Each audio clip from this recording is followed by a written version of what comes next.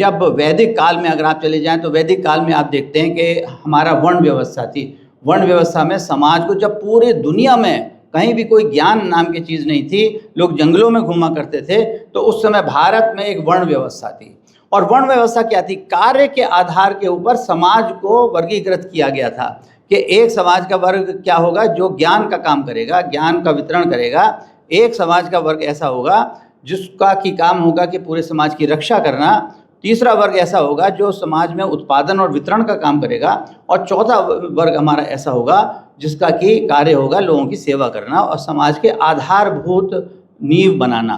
तो ये 4 हमारे वर्ण बनाए गए थे जिनको हमने ब्राह्मण, क्षत्रिय, वैश्य एवं शूद्र का नाम दिया। लेकिन ये सब कर्म के आधार पर थे। तो जब हम अवनति की बात करते हैं तो हमारी सांस्कृतिक मूल्यों में अवनति ये हुई कि ये जो वर्ण थे ये जन्म के ऊपर आधारित हो गए, कर्म से हट गए। नतीजा ये हुआ कि जो अगर अज्ञानी व्यक्ति भी है और एक ब्राह्मण पिता के यहाँ पैदा हो गया तो उसको हमने ब्राह्मण कहा। एक कमज़ोर आदमी भी है, दुर्बल आदमी भी है और एक क्षत्रिय क्या पैदा हो गया तो हमने उसको क्षत्रिय कह दिया। तो इस प्रकार से हमने देखा कि हमारे सांस्कृतिक मूल्यों में हमारी अवनति आई।